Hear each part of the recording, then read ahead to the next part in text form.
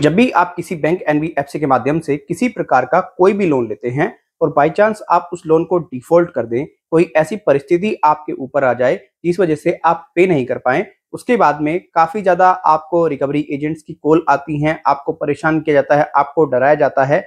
जब पूरे तरीके से सारे प्रयास कर लिए जाते हैं, बैंक और एनबीएफसी थक जाते हैं, आपको ऐसे नोटिस आते हैं फिर जिसमें कि पूरे तरीके से कहा जाता है हम आपसे लीगली रूप से बात करना चाहते हैं, हम आपके ऊपर लीगल एक्शन लेंगे अगर आपने भुगतान नहीं किया। जब किसी प्रकार का उन नोटिस का भी जवाब नहीं दिया जाता है तो बैंक पूरे तरीके से परेशान हो जाते हैं। उनको ऐसा लगता है कि यार अब किसी न किसी प्रकार से व्यक्ति से पैसा लिया जाए, अब कैसे पैसा लिया जाए।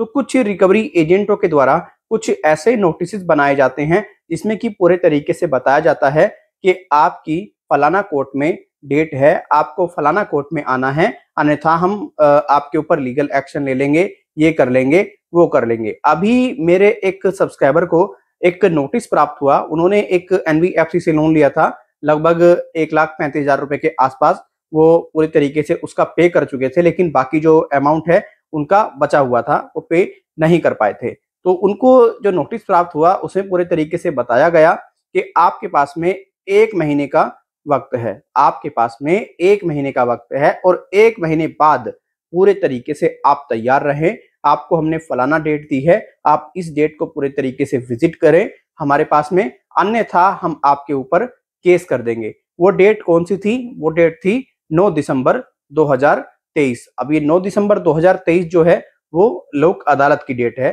पूरे तरीके से नोटिस पर भी लोक अदालत ही लिखा था और उस नोटिस में पूरे तरीके से यही बताया गया था कि आपके ऊपर लीगल एक्शन होगा, आपके ऊपर लीगल कार्यवाही होगी अगर आप पैसा नहीं चुकाते हैं।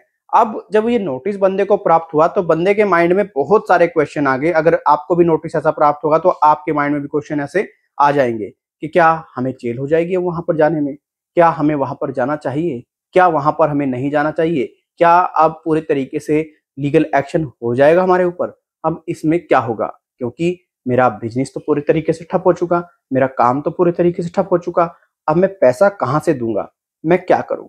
बंदे ने रात को लगभग 1:30-2 बजे मुझे मैसेज किया। उस वक्त तो मैं रिप्लाई नहीं दे पाया, लेकिन जब उसका मैसेज मैंने देखा मॉर्निंग में तो मैंने उस नोटिस को पूरे तरीके से पढ़ा और अच्छी तरीके से जितनी मेरे पास में इंफॉर्मेशन है, मेरे साथी मित्र जो एडवोकेट हैं उनसे ही मैंने इसके बारे में डिस्कस किया। तो उन्होंने भी पूरे तरीके से बताया कि भैया इस नोटिस से उनसे बोलो कोई डरने की जरूरत नहीं है, घबराने की जरूरत नहीं है, टेंशन लेने की जरूरत नहीं है, क्योंकि ये नोटिस पूरे तरीके से एक व्यक्ति को धमकी के लिए भेजा गया है और इस नोटिस में साफ साफ थ्रेट दी गई है, ये सिर्फ इग्नोर करें। अब आप में से बहुत सारे ऐसे व्यक्ति हैं जिनको पूरे तरीके से ऐसा लोक अदालत का नोटिस आ जाता है।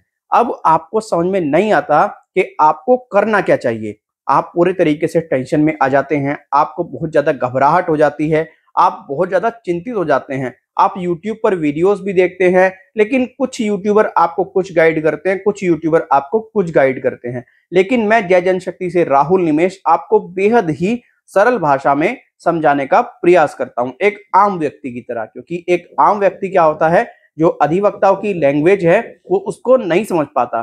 तो मैं जितना समझ पाता हूं उसके आधार पर आपको अपने बेसिक इंफॉर्मेशन के आधार पर, अपने एक्सपीरियंसेस के आधार पर सारी चीजें शेयर करता हूं, जिससे कि आप अच्छे तरीके से चीजों को समझ सके।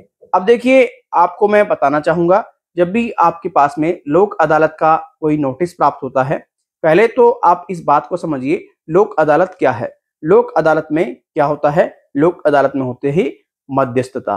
किस प्रकार के केसेस लोक अदालत में ज्यादातर जाते हैं? जो हमारे देखने में आया है, दीवानी के केस, सिविल के केस, जैसे कि ज्यादातर जो जाते हैं personal loan, credit card, unsecure loan, business loan, education loan, इस प्रकार के जो केसेस हैं वो लोक अदालत में जाते हैं। अब लोक अदालत में जज साहब तो होते हैं, लेकिन वो जज साहब जो है, ज्यादातर जो जज साहब सब होते हैं वहां पर वो रिटायर्ड ही होते हैं। तो उसमें कोई ऐसा दिक्कत वाली बात या फिर डरने वाली बात या फिर घबराने वाली बात नहीं है कि आप लोक अदालत नहीं जाएंगे तो आपके ऊपर कोई लीगल एक्शन हो जाएगा, आपको जेल हो जाएगी, ये हो जाएगा, वो हो जाएगा। नहीं नहीं नहीं, ऐसा कुछ नहीं होगा। वहां पर आप दोनों के बीच में, बैंक और आपके बीच में समझौता करा दिया जाता है। Very simple.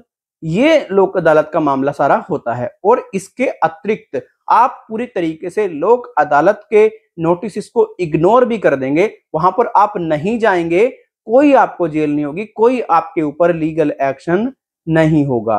राइट। देखिए, मैं अक्सर अपने जो मेरे व्यूअर्स हैं उनको यही सलाह देता हूं, यही गाइड करता हूं।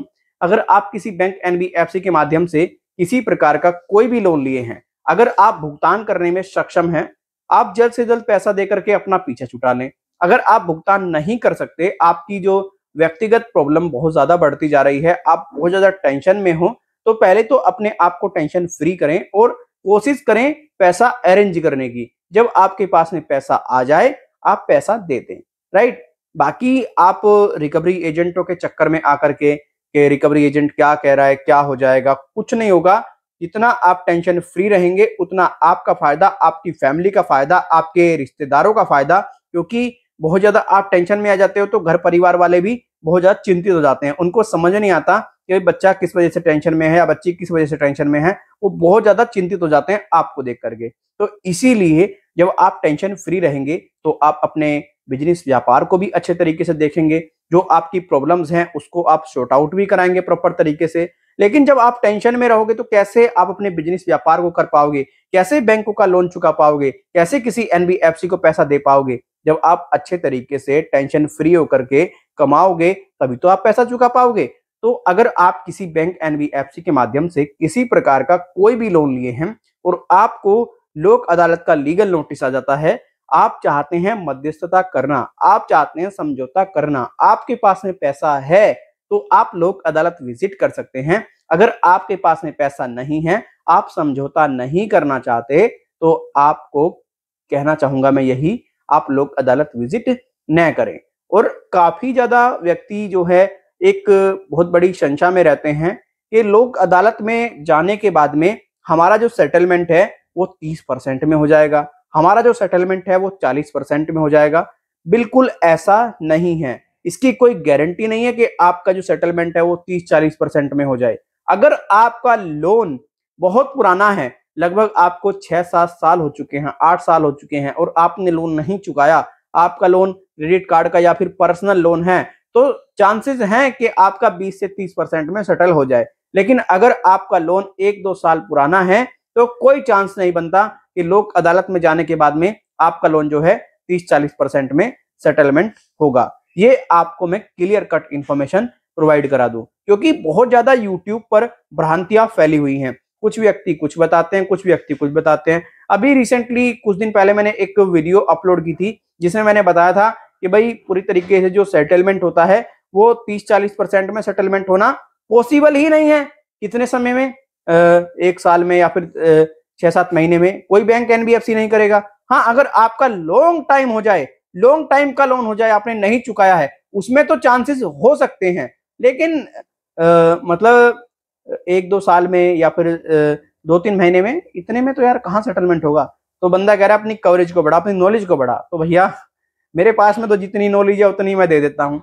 अगर भैया तुम्हें गलत लग रही तो तुम मत देखो यार, बतेरे सारे यूट्यूबर है, उनसे जाके जानकारी ले लो। यहाँ तो सिंपल फंडा है, सीधी बात, नो बकवास। जो पास में है वो आप तक पहुंचा देते हैं, क्योंकि हम कोई भैया अधिवक्ता नहीं है, आप ही की तरह एक आम व्यक्ति हैं। और एक आम व्यक्ति के पास में जितनी बेसिक जानकारी होनी चाहिए वो आप तक पहुंचाई जा सकती है, और पहुंचाने का हम पूरा प्रयास भी करते हैं अपने सोशल मीडिया हैंडल्स के माध्यम से। अगर कोई इंफॉर्मेशन ऐसी होती है जिसमें एडवोकेट से एडवाइस ली जाए तो उसके लिए हम एडवाइस भी लेते हैं।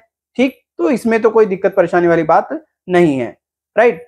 अब आप में से कई व्यक्ति ऐसे होंगे जिनकी क्वेरीज थी लोक अदालत के लीगल नोटिस को लेकर के, वो हमने पूरे तरीके से सॉर्ट आउट कर दी है। और लोक अदालत में कितने रुपए तक में सेटलमेंट हो सकता है ये भी हमने पूरे तरीके से आपको बता दिया है। लोक अदालत में आपको जाना चाहिए या नहीं चाहिए ये भी हमने आपको बता दिया है। तो जो भी आपके सवाल थे A to Z वो हमने इस वीडियो के माध्यम से क्लियर करने का प्रयास किया है।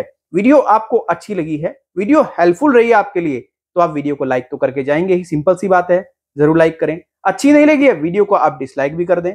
कोई सुझाव देना चाहते हैं कमेंट बॉक्स खुला है, सुझाव भी दे दें। अगर आप चाहते हैं हमसे पर्सनल बात करना, आप चाहते हैं कि हम आपकी प्रॉब्लम को सॉर्ट आउट करें, तो इसके लिए आप हमसे पर्सनल भी बात कर सकते हैं।